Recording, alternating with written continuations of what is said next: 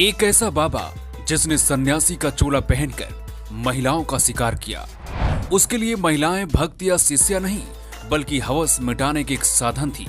लोगों के लिए भगवान से कम नहीं था। नेता हो या फिर अभिनेता, सब इसके पैरों में झुकने को मजबूर थे। इसका नाम था आसाराम बापू, जिसने बापू जैसे नाम को भी कलंकित कर दिया। लड़कियों और महिलाओं के बीच हमेशा घिरा रहने वाला आसाराम अब जेल की सलाखों में सड़ रहा है, तड़प रहा है। लेकिन पाकिस्तान में रहने वाला ये साधारण सा लड़का कैसे इंसान से भगवान और भगवान से फिर शैतान बन गया, चलिए आपको बताते हैं इसकी पूरी कहानी। आसाराम की कलंक कथा को समझने के लिए आपको आज से करीब 70 साल पहले यानी 1947 में चलना होगा, जब भारत और पाकिस्तान का बंटवारा हुआ। इसी बंटवारे के समय पाकिस्तान में रहने वाला आसुमल नाम का एक लड़का अपने पिता और मां के साथ हिंदुस्तान आया।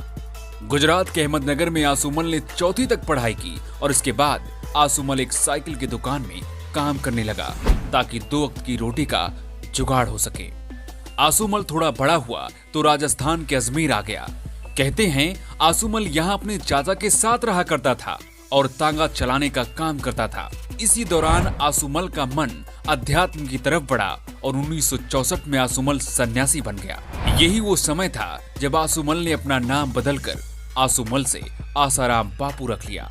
1972 में आसाराम ने अहमदाबाद से लगभग 10 किलोमीटर दूर मोटेरा कस्बे में अपना पहला झोपड़ी की तरह दिखने वाला आश्रम बनाया।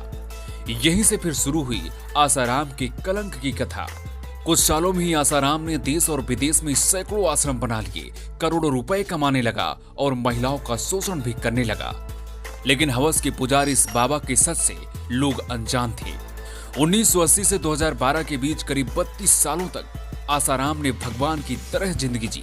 लड़कियों और महिलाओं के बीच घिरे रहने वाले आसाराम के पतन की शुरुआत अगस्त 2013 में शुरू हुई, जब यूपी की रहने वाली एक नाबालिग लड़की ने आसाराम पर रेप का आरोप लगाया। लड़की का आरोप था कि जोधपुर के आश्रम में उसका शारीरिक शोषण किया गया। 2 सितंबर 2013 को आसाराम की मेडिकल जांच कराई गई, जिसमें साबित हो गया कि आसाराम पूजा पाठ के नाम पर महिलाओं के साथ हवस का गंदा खेल खेलता था।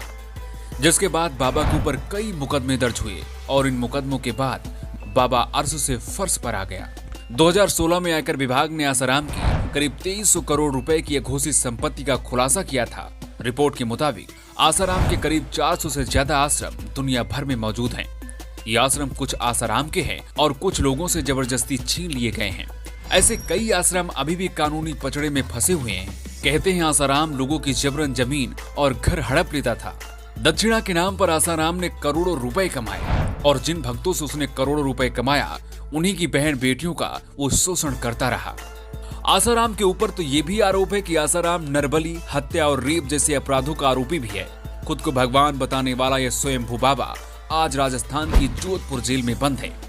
बाहर निकलने के लिए तड़प रहा है। कभी बीमारी का बहाना बनाता है तो कभी नींद में मौत का ख्वाब देखता है। लेकिन अब इसकी जिंदगी लगता है इन्हीं शराखों के पीछे कटने वाली है। भले ही अपने आप को भगवान समझने वाला यह बाबा जोधपुर के जेल में बंद है, लेकिन इसके अभी भी भक्त ऐसे हैं जिसको भगवान ही मानते हैं। लेकिन इस बाबा को लेकर आपकी क्या राय है, कमेंट बॉक्स में जरूर बताइएगा।